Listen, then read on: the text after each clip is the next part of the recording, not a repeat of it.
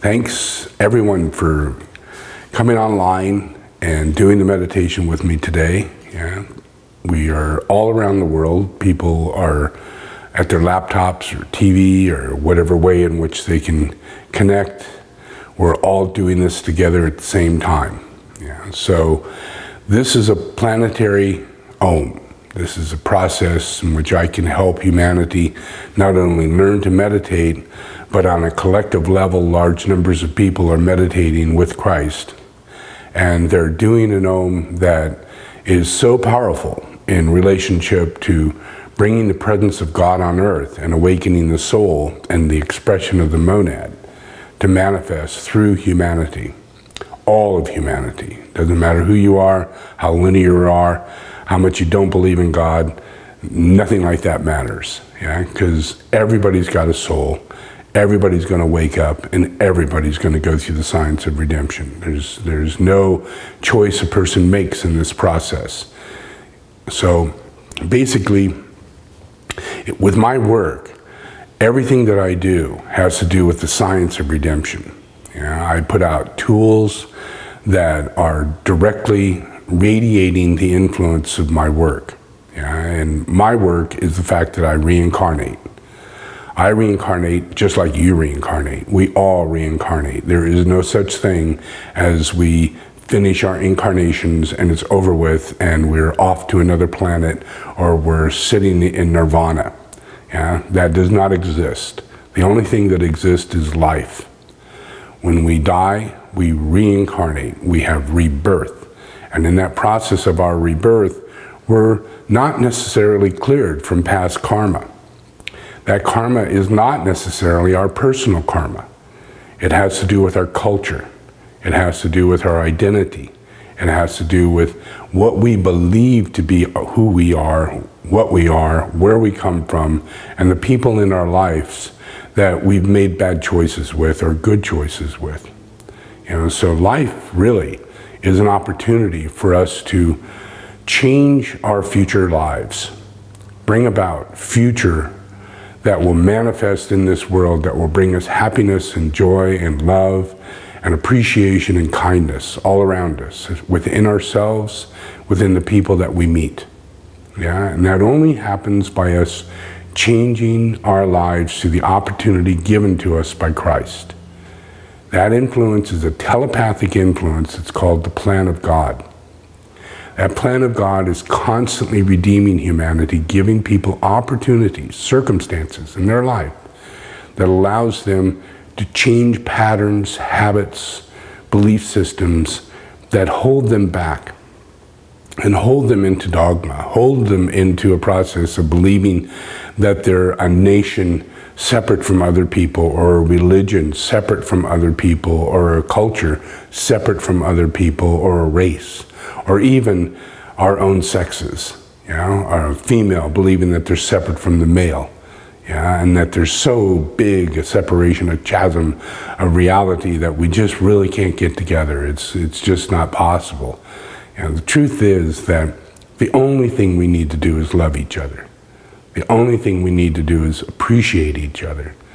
Men are meant to appreciate women. Women are meant to appreciate men.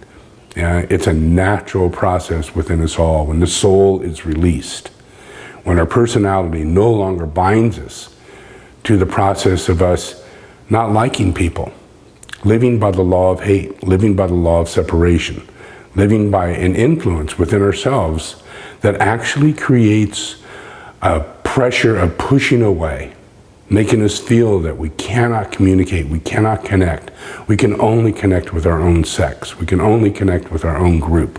We can only connect with our own race. We can only connect with our own religion. We can only connect with our own culture. That's all delusion, and it has to go. It has to be released. We have to find liberation in ourselves. And when we do that, we liberate all the people around us that are also stuck. They're stuck because of past life situations where kings and queens and dominating powers have come into our lives when we were in the worst of time, when we were poor and we were hungry and we were under the control of a king or an emperor or a culture or a religion, and we did not have a right. We didn't have any religious opening to the process of us thinking freely, living freely, and expressing freely. So all those things carry from the past, and we didn't get those things worked out. In the 1900s up to 1950, there was still an enormous amount of prejudice and bias toward culture and men and women and the races and the different countries, the Soviet Union, the Chinese country, the relationships of Thailand, Vietnam, even today, North Korea, South Korea. There are present realities that we just blindly think that because there is a bad reality there, just like thinking Muslims or even Christians or even Buddhists, just by thinking that there's a separate reality of negativity that goes on there, that keeps them separate from the connections of other people, then we biasly present ourselves and present our mind and present our own way of thinking, and including that in a way in which we cannot allow ourselves to see it clearly. Maybe there is real problems, maybe there is a real situation, but simply because we're living by a law of separation, we lose the ability to reveal what it is that causes us to think like that. Where it is that this is manifesting. If we look at the Catholic Church, we can see that there was child molestation and many, many terrible things that have gone on through history and present day. But we've never taken a legal stance. We've never done anything to really actually do something about it. So until we reveal reality and bring it into justice, injustice to justice, and not by some kind of heretical situation of saying that, negativity and causing harm to anybody, but actually just bringing it, unveiling it, bringing it into a view of right circumstances and not allowing people to veil that circumstance, allowing us to see the truth of what is really going on. Same in the Tibetan community. When we saw the video of Kala Rinpoche, those people who understand anything to Tibetan Buddhism, and they see this video of a man who's a Rinpoche, a reincarnated, one of the highest reincarnations of Tibetan Buddhism, and he turns 23, 24 years old, and he comes out stating that he was raped and molested throughout his childhood in those monasteries by other lamas and monks as he grew up. And that's not just him, it happened to nearly every single child in a monastery. And still today, the Tibetans and the group of people around the Tibetans who blind faith and through their dogmatic attitudes veil that reality, and the suffering still goes on. And that causes a separation inside of ourselves. It creates an astral bridge for us to not see the truth and not deal with it properly. In order for us to respond, in order for us to be responsible, we need to know the truth. And we have the kindness, we have the love, we have the compassion, we have the power, the strength, the ability to change it, to bring it about. People who are actually covering it up can actually stand there and have the strength and courage to say they've actually veiled it and they're not in the right position, they're not the right person to be in that position, and they let it go. And it slowly but surely reforms the entire process. So whether it be Tibetan Buddhism, the Catholic, or the Muslims, or any relationship of culture or country, it has to be unveiled. It has to be released and recognized by the masses of people that are in the circumstances. In Tibetan Buddhism, there's a long-term reality of a protector, or dharma protector known as Dorje Chungden. Dorje Chungden was one of my incarnations. And in that incarnation, during the 5th Dalai Lama period, I was enthroned as the 5th Dalai Lama until I was of early age, say 10, 11, 12. And at that time, they realized, the Tibetan government realized, that I was put in enthronement without the recognition process of the government. Yeah, I was enthroned by other very high lamas and those who were looking for, the highest representation of Dalai Lama at the time, and that was me. Yeah, I was the best in school, I was the best in everything, I was a perfect natural bodhisattva. But there was a competitor, that competitor is known as the Dalai Lama today. And that particular individual did not have these qualities, did not have a healing ability, did not have the level of a bodhisattva, the real reality of a bodhisattva. And the government that supported that particular individual just immediately ousted me out of my position, took me off the throne, threw my family into poverty, and put me into a situation to where I was just another one of the Tuku representative reincarnates. Yeah, and by the time I turned early 30s, maybe young 30s, maybe around 29, by the time I got to that age, I and the Dalai Lama, who were a similar age, were in class studying and doing all of our work, and when we came to our grades and our final exams, I got the highest grades, and I had the largest number of people who wanted to take teachings from me and blessings from me. And that deeply bothered the Dalai Lama, it deeply bothered the followers of the Dalai Lama. So right after my graduation, I was murdered by those people. And that caused an enormous guilt process of karma within that group.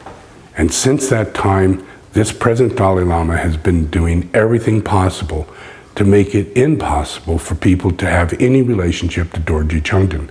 And he today has outlawed the incarnation or any present meditations or any relationships of ceremony that has to do with Dorji Chungten. Dorji Chungten is me, the Buddha Maitreya. So that's really caused the problem between me and the present Dalai Lama. I'm not doing anything, I just reincarnate. But I'm definitely, they don't want the process of the lineage of Tsongkhapa, the lineage of the Buddha, to be in the manifestation of the teaching position in the head of Tibetan Buddhism. So that's really a problem. That needs to be unveiled, it needs to be dealt with. And that process is being dealt with. This is, according to our present Dalai Lama, this is his last time that he will ever be a Dalai Lama. He's letting go of the position because he knows of me. He's invited me to his house. He's come to the process of dealing with the fact that I built the largest stupa right there in his own residence, and I helped to heal all the people that were harmed in the process of the takeover from China taking over Tibet. I put all their names, their family members, and all the relationships of every single person who was harmed was placed in this stupa. And I bless it every single day. Not the Dalai Lama, but me. And I took complete responsibility. I paid for every dime, I paid for the project, I paid for the land. And if you go there today, you'll find a little tiny plaque with my name on it, stating that all I did was pay for that plaque. Nothing to do with building the stupa, nothing to do with blessing anybody. But inside that stupa is a picture of me, inside that stupa is a pyramid, and inside that stupa is the blessings of all the people that have been harmed in Tibet. So my blessings are continuing. I'm not in a process of rivalry.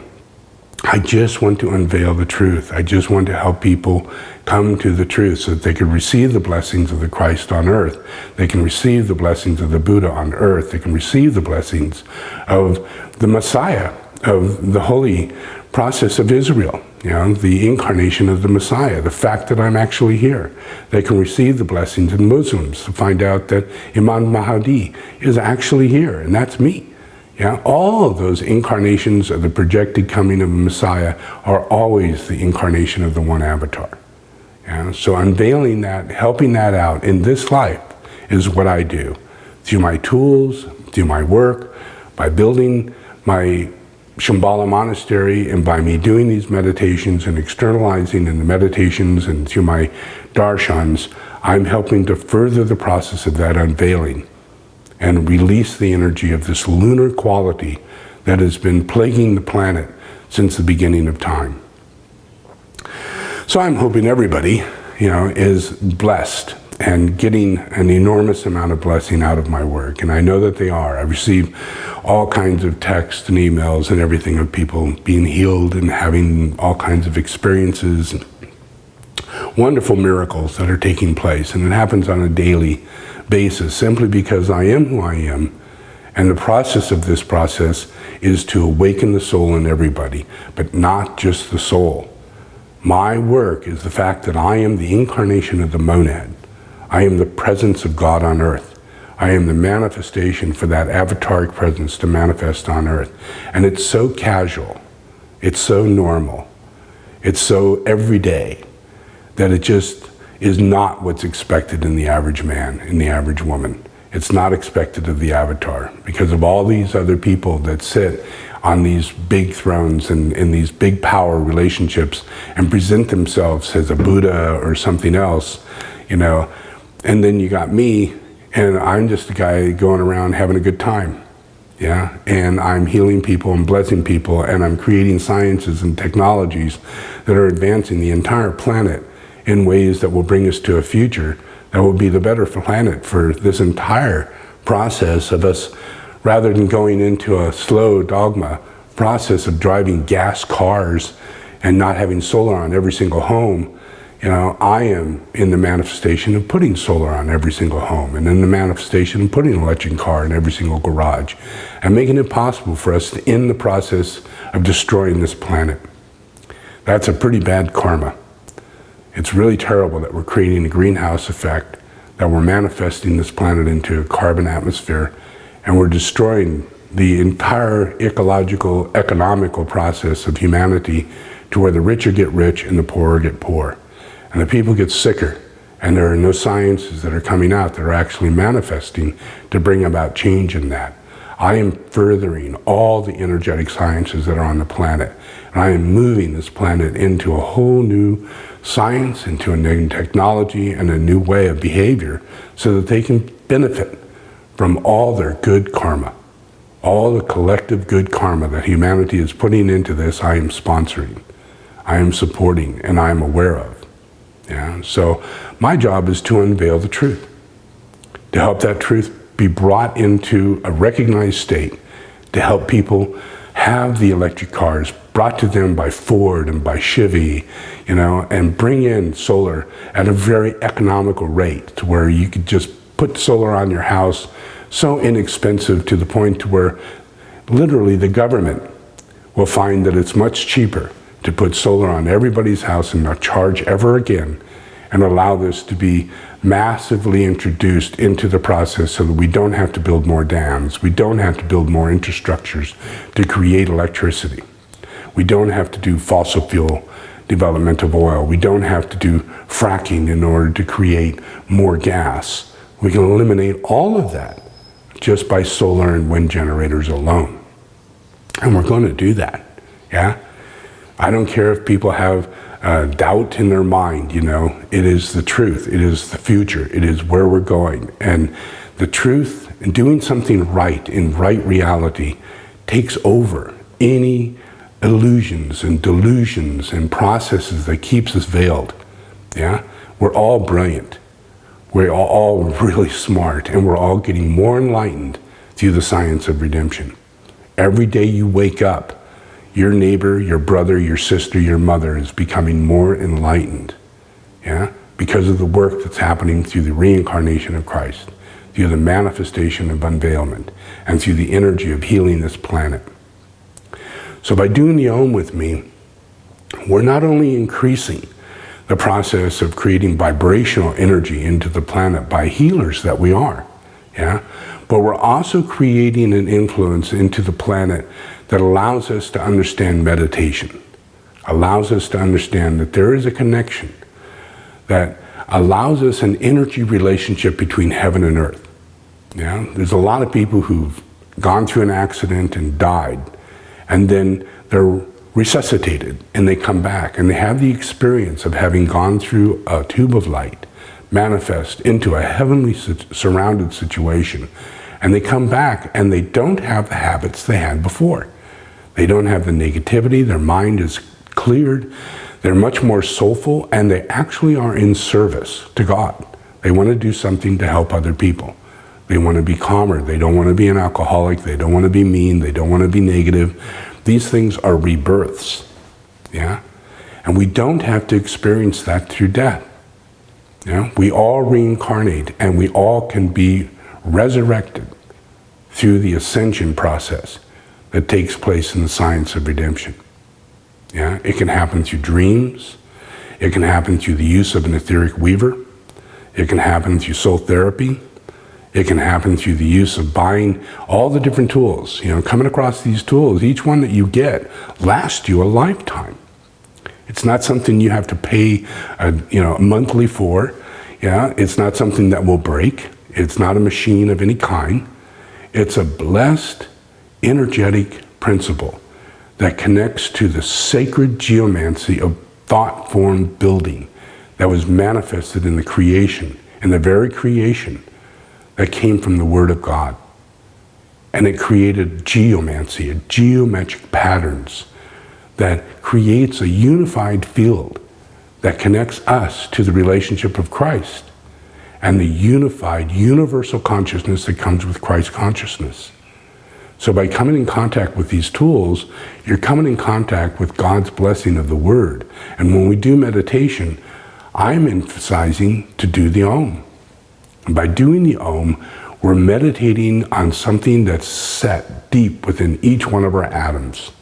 And as we do the Om, we're resonating with that atomic structure, yeah, that energy inside the atom that's veiled on a physical level. But there's light inside every atom, and it's the vital force that manifests into the reality of consciousness. So every atom has consciousness, and the more light we can get to come out of the atom will manifest into our life. Yeah?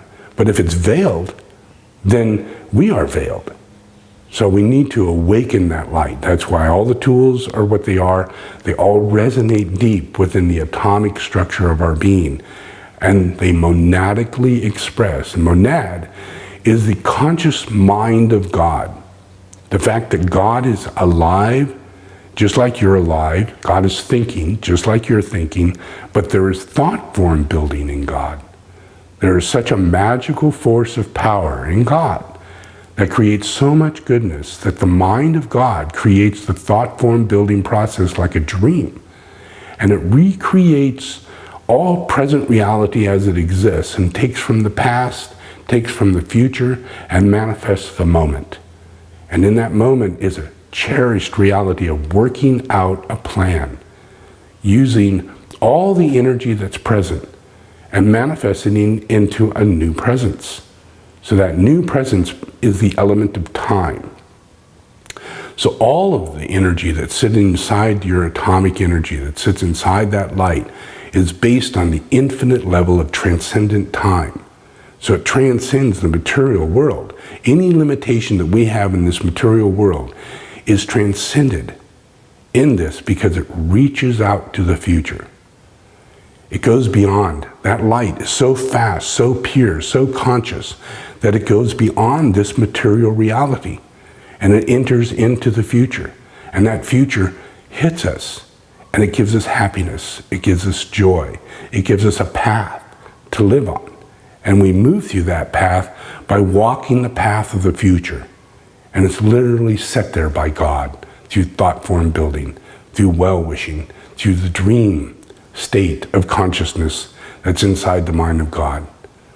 All of that is in every living thing, in every animal, in every leaf, in every flower, in every wave that ripples on the shore. It's all part of the thought form building consciousness of God. Our place in the universe is part of the thought form building. The fact that we are sitting where we're at from the distance from the sun and the moon and the earth is so magical, so amazing, that if you were to set that up mathematically and really take a look at it, you'd find that its mathematical equation of the distance around the earth, the distance between the earth and the moon, and the distance between the earth and the sun, gives you the 51-degree angle of a pyramid.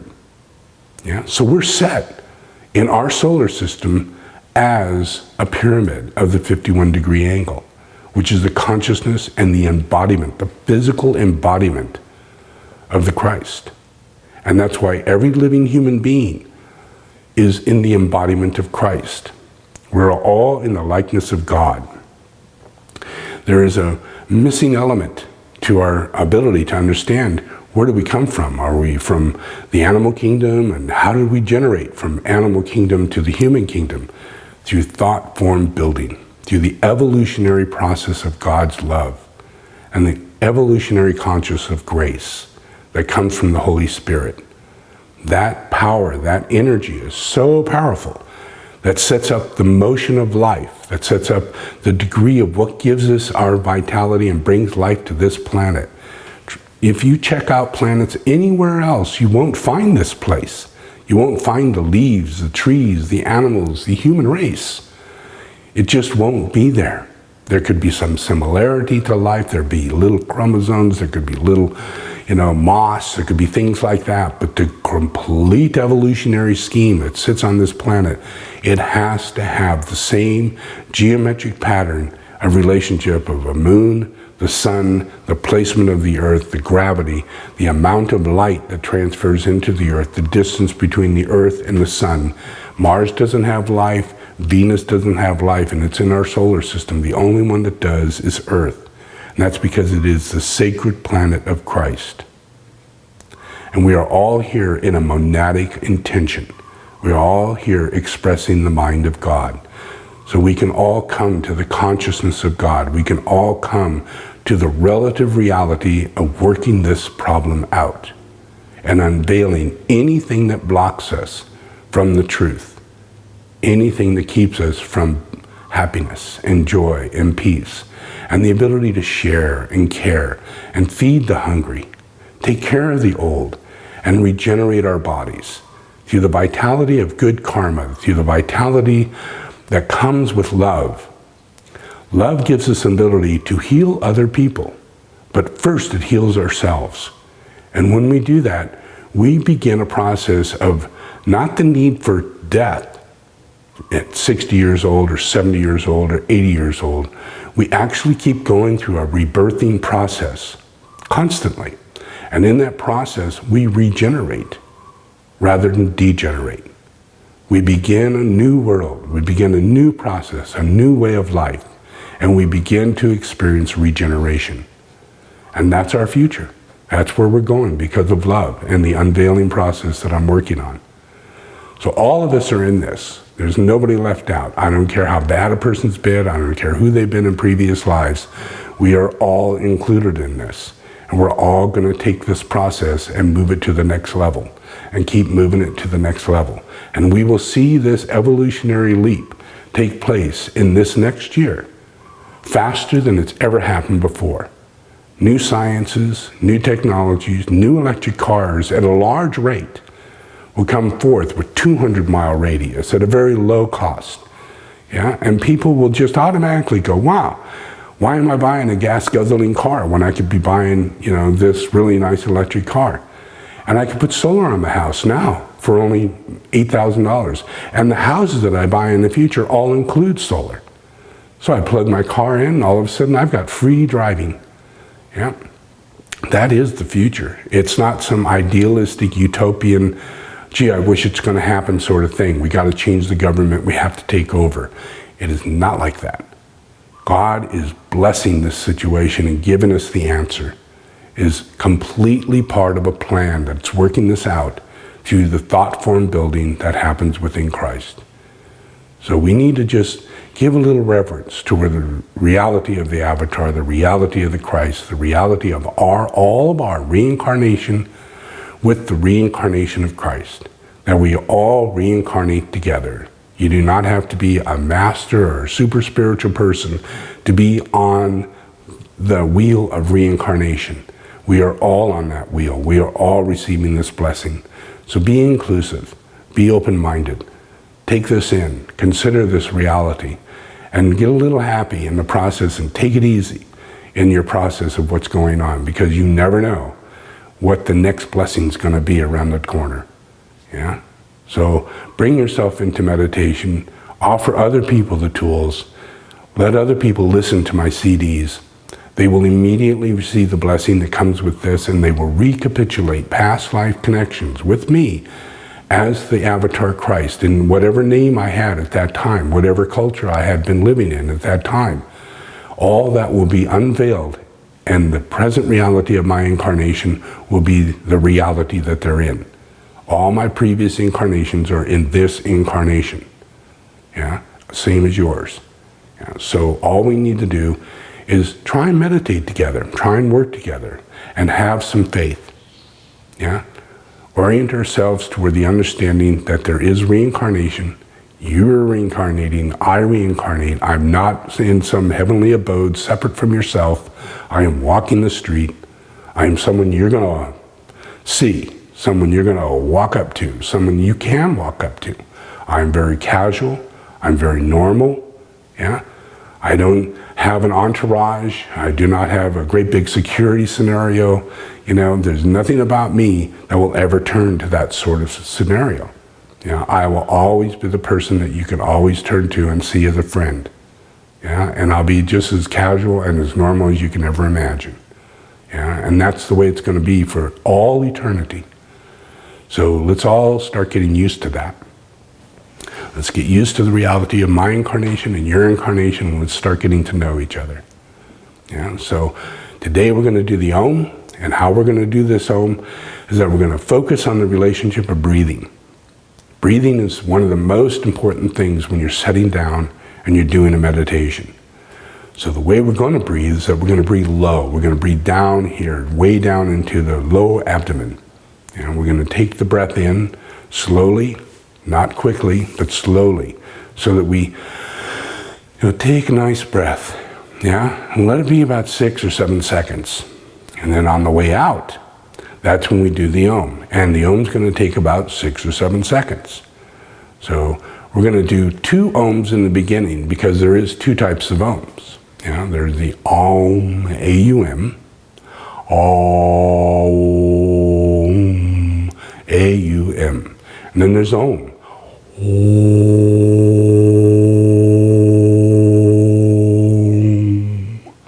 Yeah? What I need you to do is try and do it exactly as I do it. Yeah? Yeah? And what that will do is that will resonate collectively, all of us. Try and resonate it out. Try and bring it in. Let it resonate through your throat, and it will resonate through all of your body. We're going to do that for 20 minutes. We're going to start by doing the 2 Oms, Om, and then Om. And we're going to do the Om 3 times.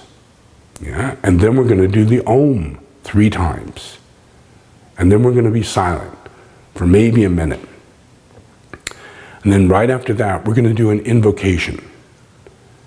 And I do invocations. The science of invocation, evocation is what they call prayer. Yeah? I'll pray to in ceremony. But in reality, when you do prayer, you're actually invoking a telepathic union between you and the angelic reality of God. And we're all angels. Yeah? We all have the power of connecting to our angelic truth. Yeah? When we leave this body, bam, we're free from all the burdens and processes and negativity and hardship that we had in life. And we are back with God. We are an angel. We are absorbed in the Christ reality of being like Christ. Yeah? Free and happy. And we can easily recognize Christ. We can easily see God's presence before us. And we have no separation as to, oh, where's God? I'm not good enough. I'm not bright enough. Forget it. You become instantly bright enough. You become instantly understandable. You can see Christ, recognize Christ immediately. Yeah? And that's what happens when we're doing the Om. When we vibrate in the sound of that energy, we're actually resonating to a point to where that consciousness brings us to a consciousness in our own monadic state. Yeah? All of our energy with God is a monadic energy. Yeah? And that's a unified reality of everything being one, all connected as one. That's our angelic reality. So when we do an invocation, we are invoking that reality to be part of our conscious thought. Yeah? So we actually start going into thought form building, just like I say about God. Yeah? So in thought form building, while we're in invocation, we're evoking. For everything we ask, everything we say, it evokes a response. Yeah? And telepathically, we literally become the way-showers of the earth, the dispellers of glamour, the healers of this planet. Yeah? We create a world that is existing, but yet it's not. It's veiled. Yeah? So our invocation is, I invoke the power, the love, the wisdom of my ashram, soul, and monad. Yeah? The power, the love, the wisdom of my ashram, soul, and monad are all three monadic energies, the Trinity of God. Yeah? The fact that our personal life, everything that's given to us in life, and everything that we witness in life is part of our ashram or not. Yeah? And if we are in love, yeah, and that influence of love is the power of God, and it's under the will of God, then we don't have the personality that most people exist in. We have an ashram. We are all one in that ashram, and we are provided by God. Yeah? And it's all sacred and holy. And we get rid of those things that are not sacred and holy. We let them go. We no longer are attached to those things. We no longer are attracted to those things. We don't judge people for having those things or being a part of those things. We watch the transition of the process of it falling away. Yeah? That's dispelling of glamour. That's the elimination of the astral plane. It's the elimination of the power of lunar quality that holds us into a personality life. Yeah? Those who have to have these big trucks, fast cars, and all kinds of these things in life, they all fall away. Yeah? And a new person comes forth and says, wow, yeah, I don't know why I'm not interested in that anymore, and why I'm now interested in the joy of having an electric car, driving silently and never paying for fuel, and never have a broke down car. I don't have a motor with pistons. I don't have gas. I don't have oil changes. I don't have tune-ups. Imagine all that. The problem is that we can't imagine that. But in our ashram, we can, because we're all provided this. Yeah? So that's the ashram, soul, and monad. And we're going to invoke that to guide me into the right activity of the plan. Bam, I'm no longer interested in this, but I am interested in that. And that's the right activity in the plan. And there is a plan of God, and the thing that you must know, you must understand, is the only thing that you know is that you do not know. And it is going to be something that's provided to you, and things will fall away, and a consciousness will take its place. Yeah? So it's not about your intellect, it's not about your knowing. It's about you being provided and change. Yeah? And as change takes place, things get better. Yeah? And then it's clarify. To clarify and stimulate my mind, to transform and transmute my feelings and emotions, to energize and vitalize and heal my physical and etheric body. So there is a normal flow of energy in my physical and etheric body. Through this day and every day, I ask this in the name of the Christ to serve the One. All in the name of the Father, the Son, and the Holy Spirit. Amen.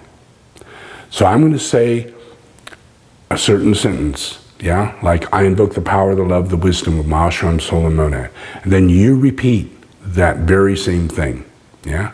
I'm invoking, and I'm telling you what to invoke, you invoke. Once you've done that, then we're going to go to the next thing. To guide me into the right activity of the plan, then you repeat that.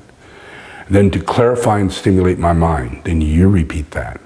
Then to transform and transmute my physical, to transform and transmute my feelings and emotions, yeah? And then you repeat that. So everything that I say in a sentence, you will repeat. And at the end of that, then we are silent again. And we remain silent for about a minute or so. Yeah? And then we're going to listen. we're going to go through a process to where we're going to listen in quiet meditation and quietly just sit, yeah? And we're going to allow the energy to relax, and then I'm going to say, now we're going to begin our meditation. And that meditation is Om. So I'm going to say, take a deep breath. And at that point, we all take our deep breath and we all begin Om.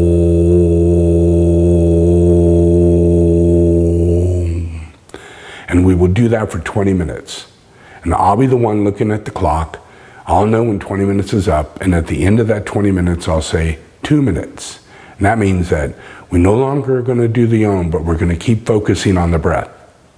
And we're going to silently meditate on the breath for 2 minutes. And at the end of that, we're going to listen to a track. You know, many of you have received my CDs, and on those CDs are many invocation, evocation tracks that I did, and a lot of people really love them. One of them is the coming destiny. So at the end of our meditation, we focus on listening to the coming destiny. It lasts for about 11 to 12 minutes. So we just relax through the process of listening intently to every single word. And it becomes literally an imagery process to where we can sense and feel. And every time you listen to it, you will witness and become aware of new things. What this means, you know, it will unveil certain abilities for you to telepathically understand where I'm coming from, what I'm saying, yeah? And you may think, whoa, I got that this time. But next time you do it, you're going to go, wow, I totally get it this time.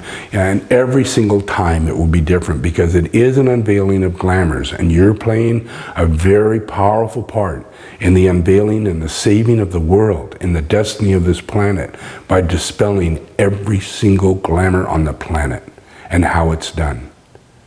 And you will be, every human being will play a part in that and is responsible for that. Every glamour that's on the planet is created by humanity. It's not created by demons. It's not created by some outside extraterrestrial force. It's created by humanity. It's called inhumanity. So we need to do something about it, do the invocation and meditation, and listen to these CDs. It helps us dispel those glamours throughout the planet and all through our previous lives, and connect us to the future so that we can have virtues on our daily existence and allow this world to incorporate the plan of God and manifest that, bringing a value of quality to every single person's life. And miracles that you never would have imagined will exist will begin to take place on this planet, and faster and faster and greater to a degree that you're just going to be mind blown. Every single year it's going to be a better year. It's going to be a greater situation and more hope. Yeah? So listen to that. At the end of it, you know, we're all going to be quiet just for about a minute, and then that's the end of the meditation. Now I'll come back and I'll talk a little bit more. I'll give a little bit more teaching, which I always do. Yeah, and then that'll be done. Yeah, and it probably will be another 10 to 15 minutes of me teaching. Yeah, so the whole thing lasts 20 minutes for meditation, about 11 minutes for the invocation. You know, so there's approximately 35 to 40 minutes on that process, and another 15 minutes on mine. Yeah, so just relax. Yeah, we're going to start this process of meditation. Yeah, we're going to start by doing Om. We're going to do that together 3 times. And then we're going to do Om 3 times. And then we're going to be silent. Yeah. And then I'm going to do the invocation. You're going to repeat after me every sentence. Yeah. At the end of that, we're going to be silent again. Then I'll begin the process of us doing a 20-minute meditation. Silent at the end of that, and then we'll listen to that track on the CD of the coming destiny. Okay, so everybody knows what's going on. We're all ready for this. Let's get ready to close our eyes and begin the meditation.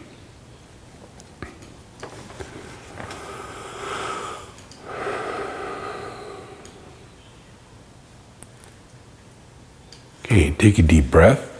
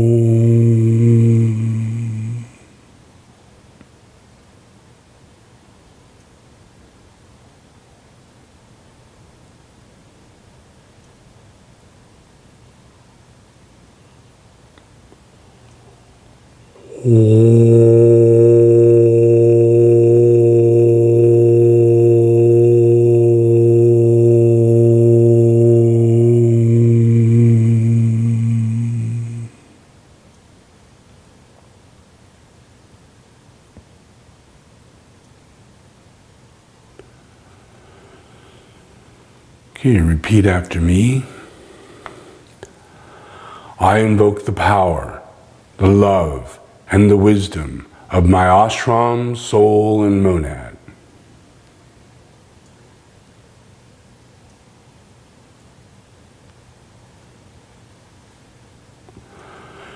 To guide me into the right activity in the plan.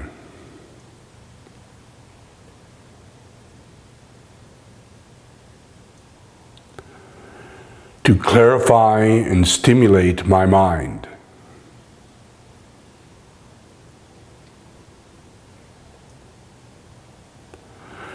To transform and transmute my feelings and emotions.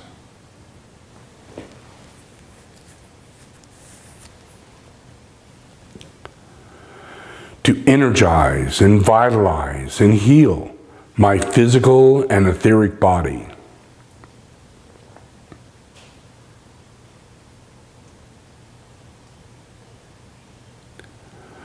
So there is a normal flow of energy in my physical and etheric body.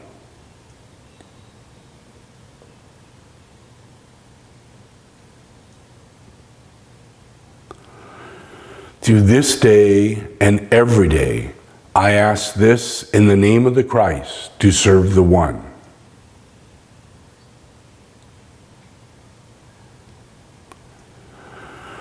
All in the name of the Father, the Son, and the Holy Spirit.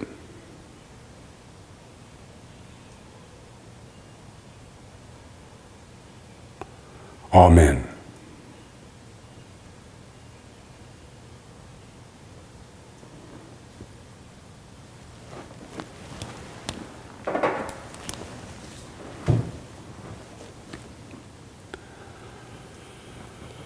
Okay, now we'll begin the meditation. Just relax, get comfortable.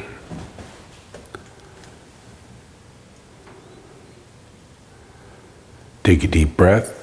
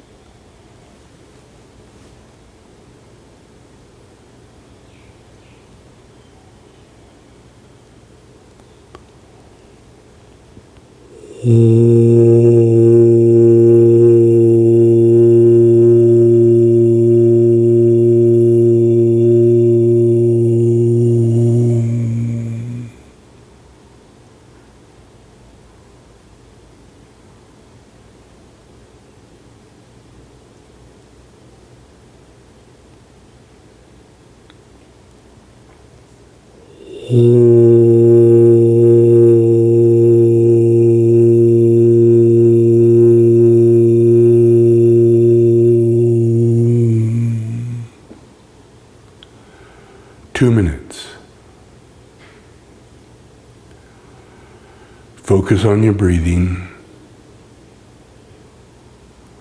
Just remain silent.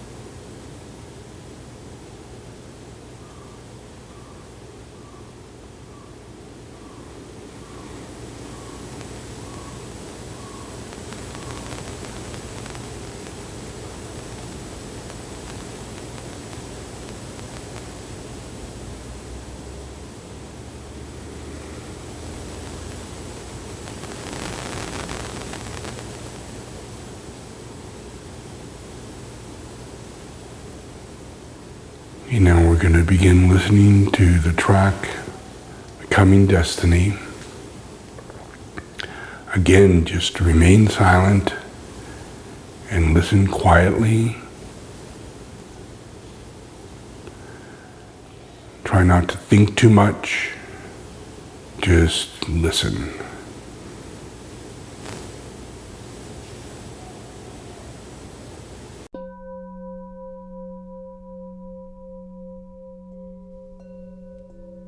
Relax yourself. Focus yourself in the soul.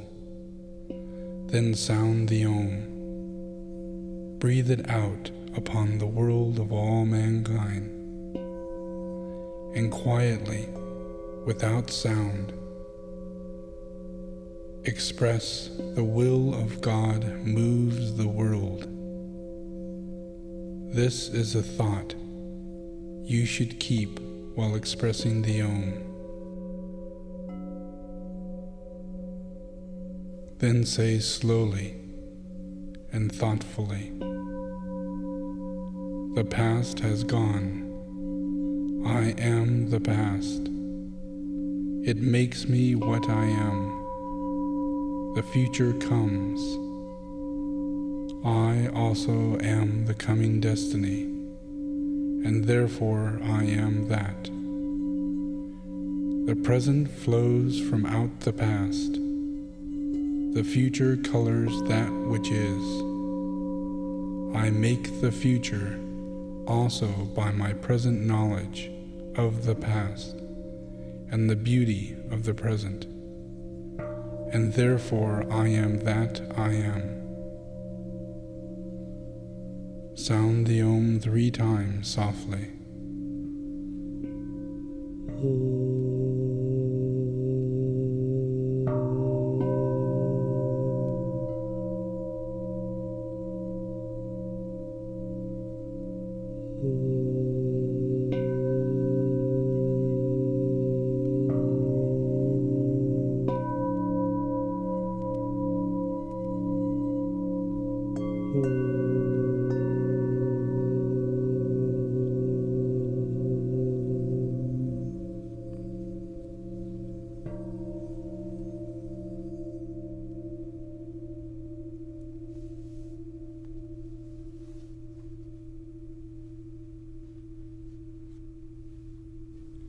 Then say quietly, with intent and emotional poise,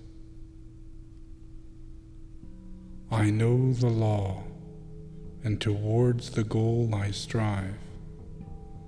Naught shall arrest my progress on the way. Each tiny life within my form responds. My soul has sounded forth that call, and clearer day by day it sounds. The glamour holds me not. The path of light streams clear ahead. My plea goes forth to reach the hearts of all mankind. I seek, I cry to serve your need. Give me your hand and tread the path with me."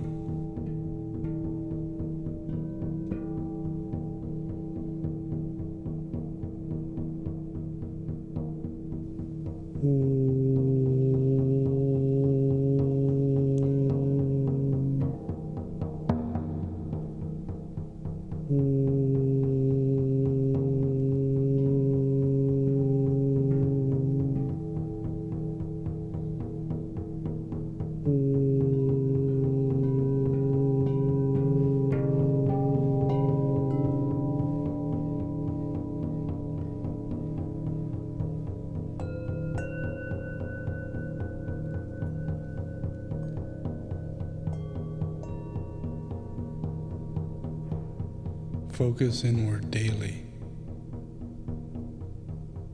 Use the breath and the sacred word. Then do the following intensive visualization exercise. Imagine a path of golden light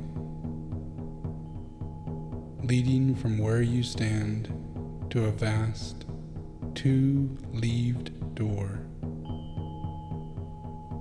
Then see rolling along this path a disc or a wheel of rose,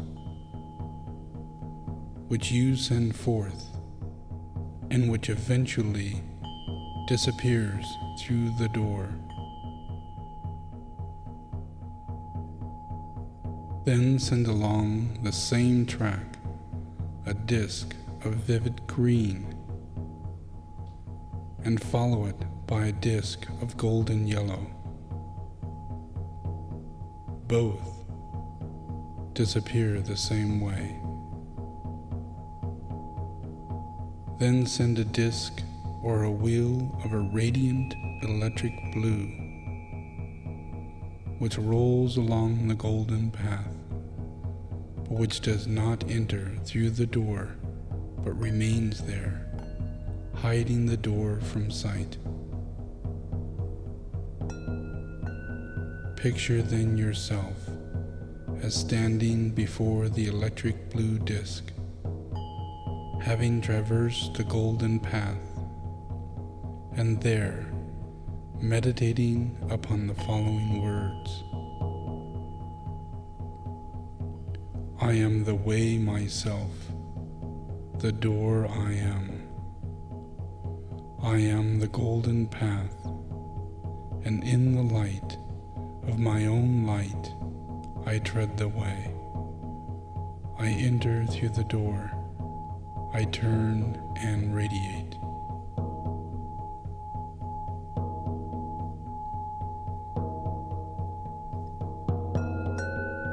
Sound the Om 3 times, breathing it out upon the world from the highest point in your consciousness that seems to you at all possible.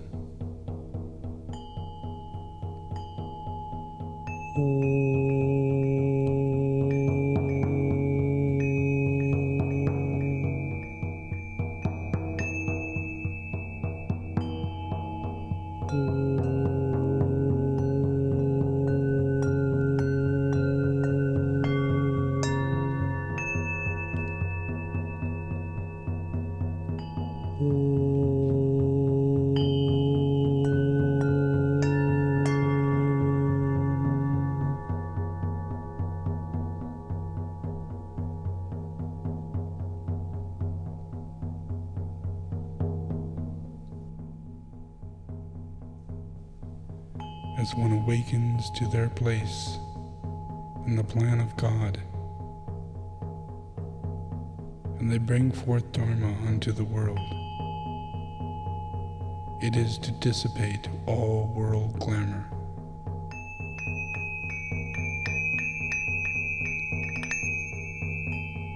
Ponder upon the old commentary of thousands of years ago, which is written, they come and stand within the midst of the whirling forms, some of a beauty rare and some of horror and despair they stand. They look not here or there, but with their faces turned toward the light they stand. Thus through their minds the pure light streams to dissipate the fogs. They come and rest. They cease their outer labors, pausing to do a different work. Within their hearts is rest. They run not here or there, but from a point of peace and rest. That which upon the surface veils and hides the real begins to disappear, and from the heart at rest a beam of dissipating force projects, blends with the shining light, and then the mist of all mankind's creation disappears. They come and they observe. They own the eye of vision. Likewise, they own the eye of right direction, of all empowered forces. They see the glamour of the world, and seeing, They note behind it all the true, the beautiful, and the real. Then through the eye of the Buddha comes the power to drive away the veiling, swirling glamours of that glamorous world. They stand, they rest, they observe. Such are their lives and such the service that they render to the world of mankind.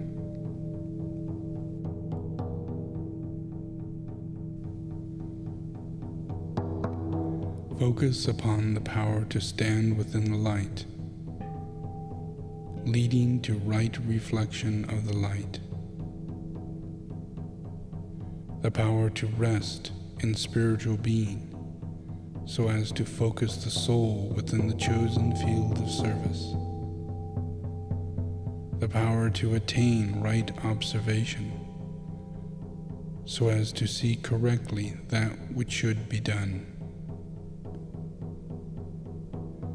Your soul energy normally finds expression through the highest quality of mind. Think in the highest form of beingness and allow yourself to rest. Sound the Om as the personality. Do so at the highest mental point, raising your aspiration at the same time with the mind to the soul. Then sound the Om as a soul, breathing it out into the will to love all beings and arresting its descent at the astral body. Do this by an act of will and the use of the creative imagination. Having vitalized the astral body and imagined the fusion of the soul, the personality, and the astral force, then direct this triple beam of energy to the heart center, rushing it directly into the heart center, so it might be expressed as the soul.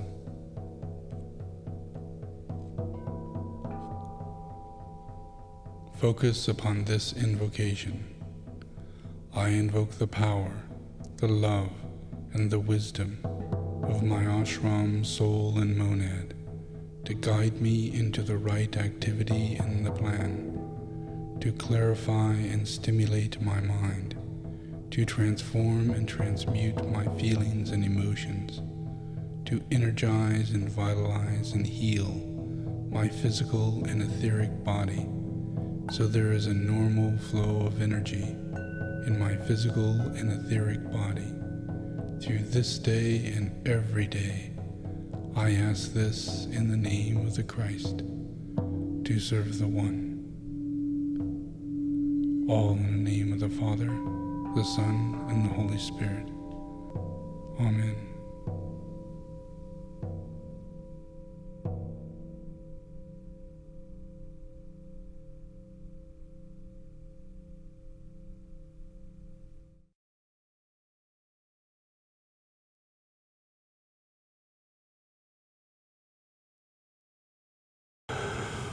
Okay, that was our meditation. All right, so everybody get focused, and we're back. We need to just think and get back into our way of thinking. So what I'd like to talk about is a little bit more about reincarnation.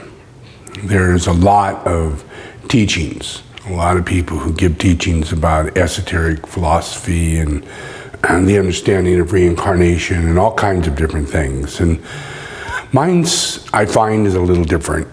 My focus is that we all reincarnate.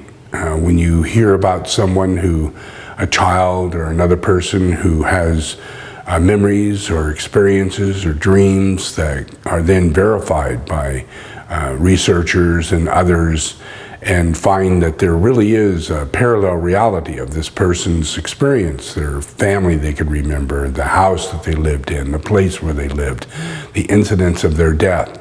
And all those things come up for that person, and we go, wow, that must mean that that person had reincarnated, but the rest of us, we hadn't. We all just come whatever way you want to experience or believe it, but for some reason people think that, that it's likely that it's that person that reincarnated and that's, a unique situation.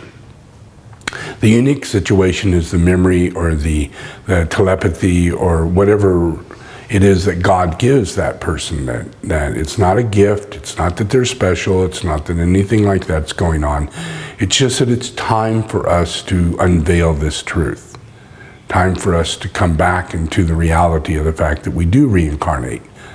And that we need to understand that. We need to look for more verification of that reality, not by us going into hypnotism and go, oh, I used to be Queen Elizabeth, or anything like that. It will happen spontaneously. It'll happen without people trying to make it happen. It'll usually happen to children. And when it does, and it's investigated properly by a good research group, by a good team that actually goes to the place, does things, what they find is that that person has birthmarks or certain things about them physically that are directly related to the incident of their death, a wound where they were shot or where they died, and that actually crosses over into this life. And that's something we might want to think about. We might want to consider the fact that, yeah, we are in a body and our grandfather's this and our uncle's that and our great-grandfather was this and our father is this and our mother is that. But what if we do reincarnate? And what if what we bring to this life is our previous lives, not the present life that we're in? We have similarities, yeah? And that's God's little process of giving us a life that allows us to feel connected to where we're at. Yeah, and then there are processes to where we have no similarities and we're the oddball in the family. Yeah, and there's absolutely nothing about our life, our look, how we live, what we do, what we think. It's so unique and so odd, that it just doesn't seem to fit the process of the family unit or the genetic stream that supposedly comes with the process of our genetic tree. Because the truth is that is similarity. It is not part of our reincarnation. But many times we do reincarnate in the same family line. That can happen. We found that in Tibetan Buddhism, that many times tukus who are reincarnates have fathers or mothers or cousins, and uncles, who are also previous life students of the same lineage. And they reincarnate. So it really makes a small world, makes it a small connection in the process of our incarnation, but it doesn't have anything to do with our gene pool. It has to do with our reincarnation and the working out of a plan and the way in which God does things. Yeah? God sets forth a path, a plan, yeah, and makes it in a certain way more viable, more able for us to recapitulate parts of our lives so that we can move forward and use the influences of our previous lives in order to work them out. Yeah? So there is a lot to do with our reincarnation and understanding reincarnation, and one of the main things is to let go of the thought that, well, the Dalai Lama reincarnates and Hai Rinpoche's reincarnate, and maybe this little boy who can remember his family from the past reincarnated, but not the rest of us. We need to really accept the fact that we all do, it's just that we can't remember, and it's not necessarily of any kind of reality that we should remember. Yeah? We just do recapitulate, and we are put where we're put by the will of God and the plan of God and the working out of God's plan. Yeah? So there is no linear logical order to this circumstance. It is much more a working out of a plan. Many times like in my wife and I's case, we had parallel realities of our wake-up. At a certain age, like when she was 30, she had a very specific, clear wake-up telepathic impressions that came to her that she had to change her life. She had to do things. She had to move forward. She saw all kinds of things she needed to do, and how she needed to live her life. And it certainly didn't fit the role in which was being impressed upon her. But it was an inner awakening of the monad in her that had to do with me. And I was having the same experience at the same age. And we're about 8-7 years difference. I'm older. So I was moving along this process, had gone through many different processes, and she was going through similar processes at the same age. So by the time we finally got together, we had both recapitulated many similar processes, gone down the whole path, and by the time we got together, it was a great revelation for the both of us, to be able to reconnect. And it was that process of our recapitulation that changed the path of where we were at in the genetic stream of things, according to family or circumstances or culture, and thinking that this is what we should be doing in our life. Our soul took over, our monad took over, and we were pushed into circumstances that was part of God's plan, a working out of our own personal life that has to do with our future. And so, just like right now, you can't see Mandarava, she's here, but we're in a place where we're not in Shambhala, and we're normally sitting next to each other, and you can see us while I'm talking and everything. But, she's sitting right here, but we're not set in a place to where you can actually, view her. But she's here, and we're always together. And that's one of the things about the process of the soul and the process of the monad, is that we are part of a great group, a great angelic group. And as time moves on, in that group, in that angelic group, we are attracted to each other by masses. Could be tens of thousands, could be hundreds of thousands, that slowly but surely find their way to certain locations, certain lifestyles, certain ways of life. All the relationships in life start polarizing toward getting closer to this group, getting closer to this mass group of people that bring them into right relationship. So we're never alone. We're actually working out a process of coming in contact with our loved ones, with the radiation of the soul, with the radiation of the monad, as we work that out in all of ourselves. So life does change. You may be lucky and have been born already in that group, born already in that country or that state, to where you need to be, and it's the best thing for you in a spiritual way. But then again, you may be in a position to where all of a sudden you've got to pick up stakes and move and go someplace and do things that are so far different than everybody else that you know. But as time kind of slowly but surely gradually grounds itself out, you find yourself that you're in the right place, doing the right thing, and you're having a great time. And more friends and more connections and more relationships are being attracted to having moved to that location, to be in your life. So that's how the monad works. It reestablishes life, reestablishes order, puts people in the right place at the right time. That's the grace of God. So there's a psychiatrist that studied a long time throughout his entire life, at least half of it, studied the parallel relationship of reincarnation, and did an enormous amount of research and documentation. His name is Ian Stevenson. You can look him up on Amazon. There's at least 7 or 8 books that he wrote that helps to document the process of many people, children, adults, and the process of how the physical body has certain identifiable connections to the past life.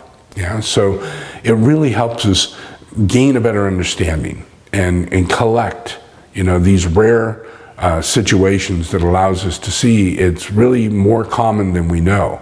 There's a lot of people in religious belief systems believing that, you could be Jewish And you believe that, oh, I'm Jewish, I'm born Jewish, and I'm always going to be Jewish. From one life to the next, I'm always going to be Jewish. But they found in the process of this reincarnation process that many people who were Jewish in their life and was in Germany and died in Germany and had a terrible experience in that process, but now they're reincarnated, they're Lutherans, or they're Christians, or they're Buddhist, and they have really no real connection to this particular life and their genetic stream of people and culture that they're identified with. They are just who they really are. And it kind of works itself out. Yeah? It works itself out into a process to where as we get more evolved in this world, reincarnation reestablishes our right relationships to life. I'm not saying people shouldn't be Jews and they should be Christians. I'm just saying that the situation is not what we may think, and that we should be open-minded, and we should see that, we're placed where we're meant to be placed, and our life changes as it's meant to change. And one thing we do know is that we don't know. So we need to be open-minded to the situation of our life and really see it as a spiritual life, not a dogmatic life. Yeah. So one of the things that helps to bring about the ability to open your mind up and gain greater consciousness is to let go of habits, let go of fanaticism, let go of polarized reality of habitual behavior. Like going to football games and watching baseball and going on to, all these different things that put you into a fanatical situation to where you're just constantly living one day after another, one cycle of season after another, that brings on these habitual habits, that brings a lot of people together that get really hyped up about, they scream and they holler and they paint themselves and they get all kinds of, things are out of control. Yeah, it's not a process where the person has the freedom to make these choices. It's part of the astral plane. It's part of a habitual process that's inside the glamours of humanity. So we need to try and recognize those glamours. We need to try and let go of those glamours in a willful way. Just knowing that maybe it might be a good idea to step back. Maybe it might be a good idea to do other things. Yeah? Not be in such a follow the mainstream of society and just do everything, tattoo your whole body, or, I'm not saying anything wrong with anything of that, but follow your soul. And your soul, it quite often says no rather than yes. Yeah, it's an independent, individual scenario that's spiritual. And we have very few needs in life. And things are provided to us. So we can find a lot of happiness, a lot of joy, a lot of integration in our simple daily life. Yeah? Rather than having to find these habits that bring up these emotional currents inside of our body that makes us think we're connected. Yeah, makes us think that we have, the ability to be expressive as a unique individual. Yeah, we're unique, but we don't have to worry about that. We're unique in such a great way because we're the children of God. Yeah, we're different than an animal. We're different than most things in existence. We have a mind, we have a soul, we have the presence of God telepathically expressing through us, which really provides us a simplified life. And what we should be seeking is appreciation. To appreciate what's around us, appreciate music. And then discriminate, what music am I appreciating? Am I into heavy metal? Am I into screaming and hollering? Am I into not being able to hear any of the words that's being said? Am I into the process of listening to the music and really enjoying it and having enormous joy and happiness come over me? Yeah? Am I able to appreciate it in a way in which I myself am learning music? I'm learning how to play an instrument. I'm learning how, rather than being a follower, but being somebody who's incorporating life into themselves, and part of that process is the ability to make choices that allows you to really, truly do the things and be a part of the things that are a part of appreciation. And appreciating yourself is the most important thing you'll ever do in your life. Is self-realization, self-actualization, yeah? And in that process, one of the biggest things of self-actualization and that energy of appreciation is taking responsibility, the ability to respond to the moment. When you go to do something, when you go to buy something, when you go to eat something, you need to take full responsibility and a choice of what you're doing and enjoy yourself. Don't worry about some dogmatic reasoning as to why you shouldn't or should do it, but think deep within yourself, feel within yourself, get to know yourself, and have a great time. Yeah? When you sit down to eat something, have a good time. Enjoy it, appreciate it. And if you're not meant to eat it, you will realize that. And you will come to grow by self-realization and self-actualization. God's built us this way. We're not followers. We're not dogmatic intellectualists. We don't know anything. All we need to know is the fact that we need to enjoy life and appreciate life and have a really good time. Yeah? We need to incorporate live music. We need to incorporate listening to people that have positive things to say rather than negative things to say. Rather than listening to dogmatic belief systems of science or things that separate us into little niches and boxes, we need to consider the fact that we really don't know, and we need to try and relax and trust ourselves to make feelings that move within ourselves that allows us to make choices that are actually teaching us what is the right thing to do.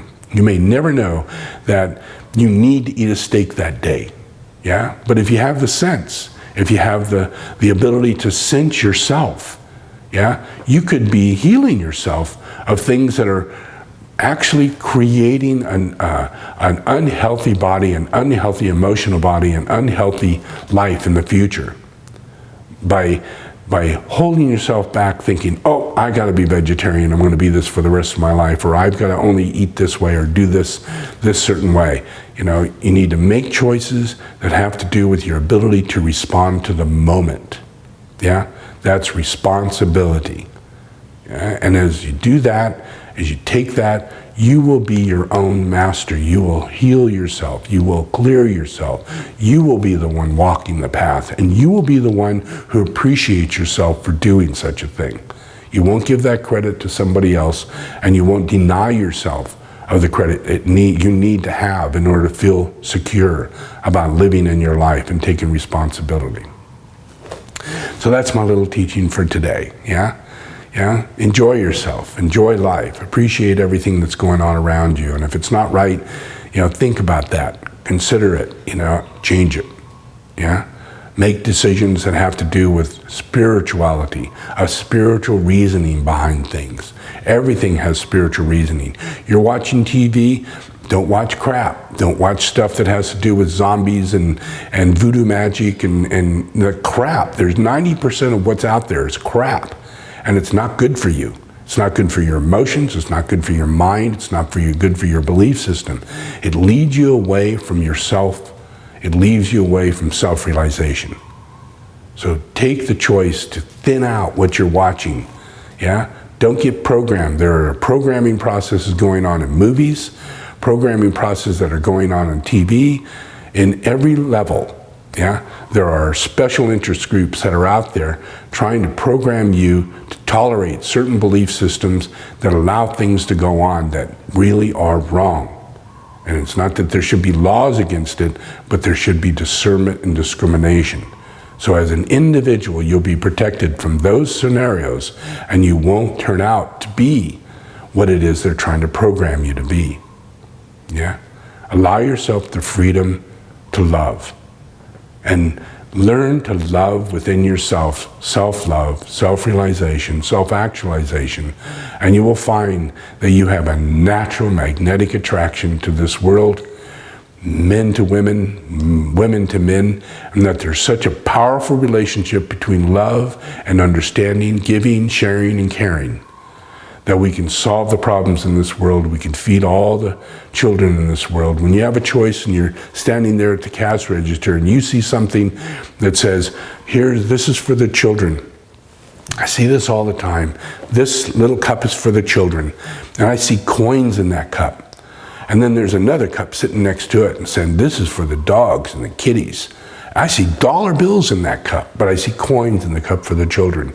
We got to change. We got to make a major change. We need to take those dollar bills and put them in the cup of the children. We need to put $10, $100. We need to put as much money as we can stuff into that sucker, as much as we possibly can. When we see the opportunity to put $10 to a bag of groceries, you need to really think about it and say, $10, I'll do 5. I'll do $50 worth, and don't worry about, oh, I can't afford this or I can't do that. We need to take care of each other, and when we have these opportunities, we need to do that. But we need to take care of humanity first. And then we are the caretakers of animals, simply by not disrupting the chain of nature. Simply by not, making dog food and cat food out of quality fish and quality chicken and quality that should be going to children. It should be going to the elderly. It should be going to humanity. And so few animals should be slaughtered, simply to feed kitties. We need to change that process. That will change the ecological process of our planet. It will change our karmic meritorious process of our beingness, and we will be able to see changes in the world to where there are healthy children going to school, being fed in the morning at school, healthy children that are given snacks, not just a lunch that's crap, but we will have a consciousness that will go into every single level of our being of caring and sharing. But as long as we divvy off and go down the tube and take care of animals first and not humanity, then we will live in a state of inhumanity while we're taking care of something that we should not have done in the first place. So listen to what I'm saying and try and do these things so we can discern, discriminate, and make a difference in the world. All right? So have a good day. Enjoy. Thank all of you for coming and listening, and please try and tell other people about the meditation and any darshans that I put out and the tools and all that I do, because it really helps a lot of people. I'm not trying to get followers or anything. I just want to help. Enjoy.